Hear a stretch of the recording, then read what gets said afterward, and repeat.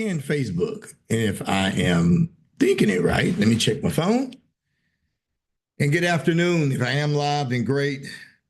Give me about 20 seconds, guys. I promise this is going to be a pretty good topic. What I determined is that I do, yep, it looks like I'm live. Awesome, awesome. So hopefully, let me make sure that I'm public too. Last time I did this, okay, I am public. So, hey, what's going on, family? Herman Davis here. I want to give you just um, my noon nuggets. I know it's not. I'm gonna call this series Noon Nuggets, where I get on and I just share some information on some topics. Most of them are going to be theological, spiritual, because I feel like over the last few years, God has really been working with me to help me out, to grow me as a better man, a better business person, a better father. And I've learned so much about myself that I really want to share it with people. But today I'm going to talk about love. Love is one of those crazy words that we slang around so much that I think that we really lost the meaning of it. And that's really a challenge to our society, and how easy it is to tell someone that you love them and things of that nature. But hold on, let me check this and make sure. Okay. So I just want to make sure that we have that. So I want to talk about, as Christians, how do we love? Because we speak about it. You know, we know that the scripture says that God is love. And, you know, the thing about social media, it has us where we can like a post, we can love a post. You know, we flaunt out, we tell people we love them, I think very, very easily without thinking. But I want to talk about three things that I've learned, that I challenge myself on, as I ask myself, am I loving people the way God has me to love them? Because that's a challenge for me. I want to make sure that I am loving them the way God defines it, not the way I define it, because we have a lot of definitions. So the first point I want to share with you that I thought of is that God's love is the foundation for human love. You know, one of the things about it is, you know, you have, when we think about the cross, you have our horizontal relationship with our creator, which we look up, you know, horizontal, and we have our vertical relationship with our fellow man. And we can't really truly love vertically. And that's the problem why I think most marriages are being broken up. That's why friendships aren't being solid, because we don't really understand what love is. So it's the whole foundation. If you read in 1 John 4, chapter 4, verse 9 through 21, it says we love because he loved us first. If anyone says, I love God, and hates his brother, he's a liar. For he who does not love his brother whom he has seen cannot love God who has not seen. And this commandment we have for him, whoever loves God must also love his brother. So this passage in scripture tells us there's a direct link, and our ability to love is imitating God's love. See, it demonstrates the hypocrisy when someone says that they love God, but they don't love the people that they're right here around. They said, look, he says, if you say you don't love your brother, but you love God, or you hate your brother, but you love God, he said, how can you love someone you haven't even seen, but yet you can't learn to love the one who you see every day? Whoever loves God must also love his brother. So it makes you really radically redefine what that word love is, you know, because I think a lot of times what we do as people is we get that word love mixed up with emotions. See, there's a eros, that's the Greek word for love. It's neurotic love. And there's phileo, which is you know, a brotherly love. And then, of course, there's agape, which is a godly love. So there's different words in scripture that God uses to define love. But I think a lot of times we're moved by how something makes us feel. And that's where it's dangerous at, guys. Now, I'm not saying that love, that you need to ignore toxicity. That's how to say it. I guess that's how to say it. I'm not saying that you need to ignore that, because your feelings can drive you. Love is not going to be something that just steadily hurts you. But on the flip side, love is not going to be this thing that just makes you float, all day long, because that's not the purpose of love. I think when we use our feelings as a gauge instead of the actions of people, I think that's what we get it mixed up at, because we gauge people by what they do. I mean, by what they say and how we feel, not off of what they do. What brought this to my mind is that Facebook has a tendency to bring back stories of the past. And it can be a journal, and it's crazy how when you're going through a situation and you don't really see, you watch it when you're in the middle of that fight, so to say, you don't understand the things you're doing, the things you're saying. And sometimes when time separates you from that situation, and when you had a chance to really get out of your feelings, if I'm just going to be, transparent, when you had an opportunity to get out your feelings, then you start to realize that, hey, man, the things I was feeling and the things I was saying, it's crazy how I got to that point when it wasn't that serious. And so I was looking at some of the things that I wrote in my story some years ago when I went through a hard situation, after a divorce, and, just really trying to find my footing and trying to fill what I felt like was a hole that was left in my life, and looking for that. And, I didn't really understand what love was back then. I had to get healed first to really see it. And the things that I identified as love were really foreign. What helped me is just like this. I had to learn to reach up to the love of God first to really heal myself. So point number one is you got to use God's love as the foundation for human love. Point number two, your love for God is demonstrated through your love for others. Now, this was hard for me to get. Even as I, grew up in the church, I would see people that are extremely holy, understand scripture. I would see these types of people that they would sit down and they would be able to tell you Bible verse after Bible verse. They would be able to tell you all these things, that were going on in their life and what they did to serve God. But then I would see these same people in grocery stores. And I would also see them where they wouldn't speak with me after church. If I asked them for times to do something, they wouldn't even do it.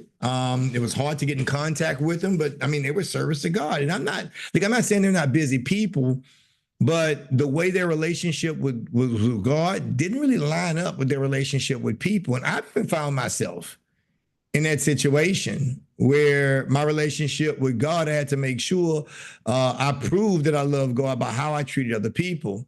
See, our love for God is not merely a feeling, and that's the deal about it. Our love for God is demonstrated through our actions toward others. That's how we can tell how much we love God. See, loving our neighbors is like a tangible expression of our love for God. In Matthew 25:40, it states, and the king will answer them, truly I say to you, as you did to one of these least of my brothers, you did it to me. In that explanation, Jesus was, he gave a parable, and he was talking about how some people will say, Lord, Lord, like after they die, but they won't go to heaven. And when he speaks about that, he said, these are the people who, are real good in their worship. They're real good in their local congregation. They volunteer, they serve in ministries, they do all these other things.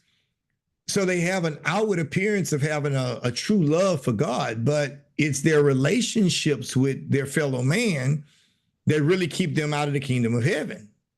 And, when he would say, I never knew you, and they were confused. You're going to have some people that enter into judgment, and they're going to be very confused on why a God that they prayed to, a God that they worship, a God that they always praised, why did he reject them? He or she reject them, and it's because of their relationships with other people. Going back to the scripture we said before, if you can't love the person that's right in your face, how can you love a total stranger? To me, that's not necessarily love of God. That's like a fire insurance policy.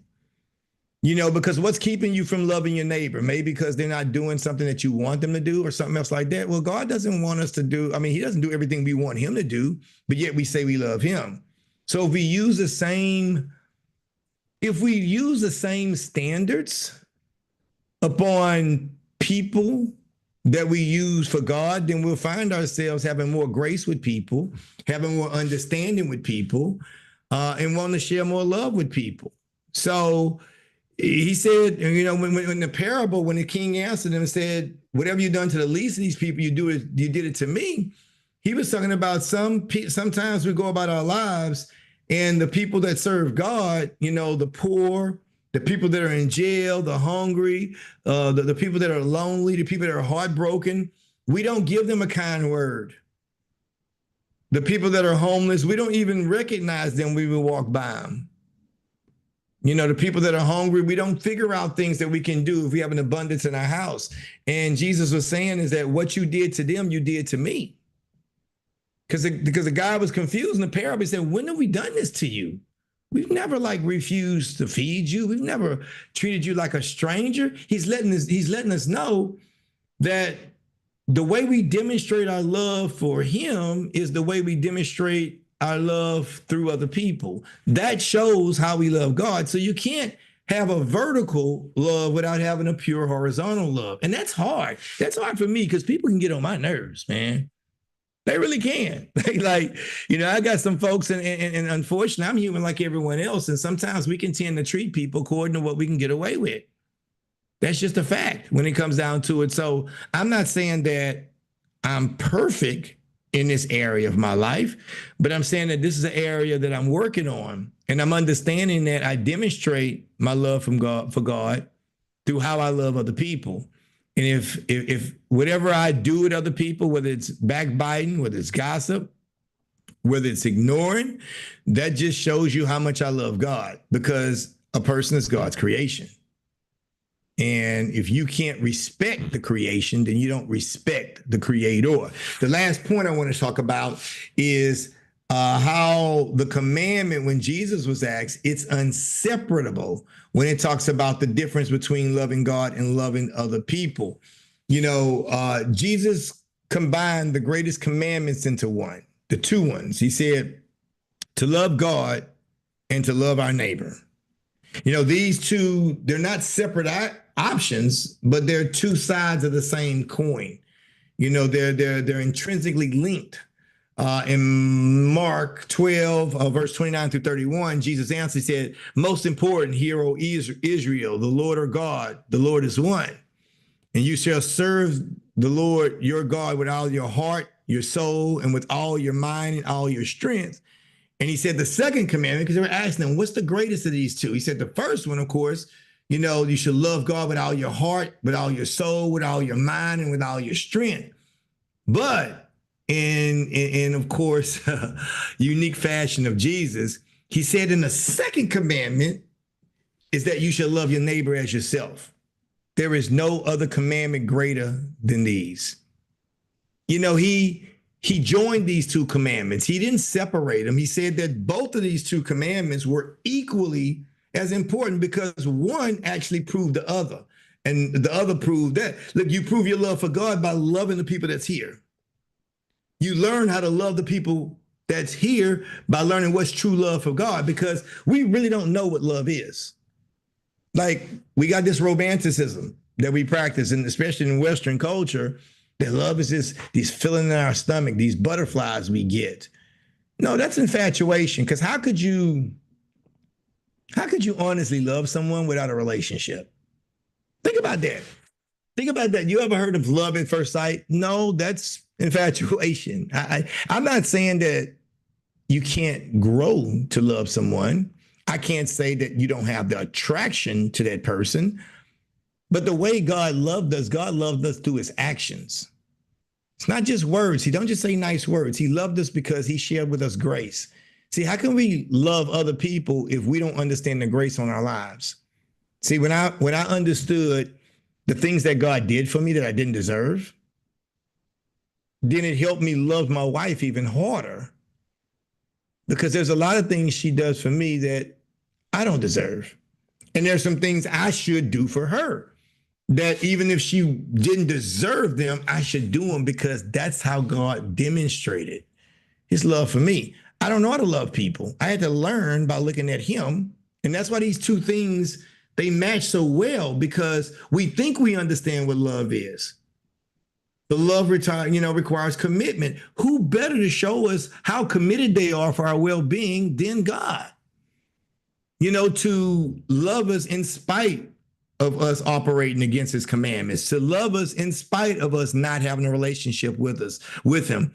A lot of us, if the truth be told, we wait till we're later on in life in order to get that relationship with God. And we expect, this is the thing about it, we expect him to wait. Because that's his nature, right? Love is long suffering. That's what it says in the scripture. It's long suffering. So his nature is to wait for us, and we expect him to wait for us. But do we do that for the people that we love? We expect them to have grace in our lives, to understand. Like we're quick to go to God and ask for forgiveness and accept it and move forward, right? But when other people ask us forgiveness, how do we handle that? Do we give them the same grace that we had? I don't know. Do we do that? And if we don't do that, if we don't give them the same grace that we have, then that shows us that we have this fleshly thought of love and not the love that God intended us to do. See, one of the things I realized when I got closer to God is love is not an emotion.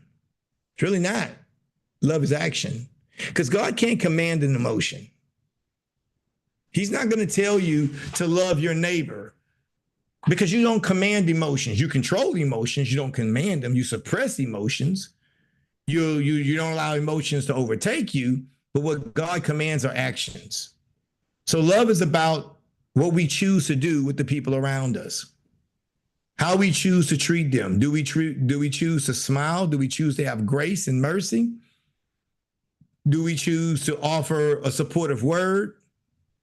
Or do we choose to just pass it out and say that's God's job to do it? Because a lot of times, I look back in my life and I've had the ability to help people, but I say, I'll pray for you. Because it's easier to pass it on to God because he has more resources than I do. I'm joking, but I'm serious, right? When God all along, he gives us the resources as a community that we can reach out to each other, pay attention, help each other. Because sometimes you're great, God operates through people. And the way he blesses others is through you. That's the way he blesses others. So, look, I'm excited, guys. I don't know if you've gotten anything out of this, if this makes sense or whatever else. I'm kind of, I wrote some points down on my notepad. But hopefully I can go live sometime around the noonish hour every day, or at least some of the days of the week, and give you my noon nugget, my noon spiritual nugget. That's probably what I'm going to call this, my noon spiritual nugget. Because love is a beautiful thing when we do it correctly. And it's the essence of which God was created in. They say God is love. And how better for us to know God than to understand the love that he's given to us. So look, I pray God's love showers you, drowns you, overcomes you, that you feel it throughout your day, throughout your week, throughout your month, and that you share that love, that you use that love as an example to operate with other people. Take care, guys.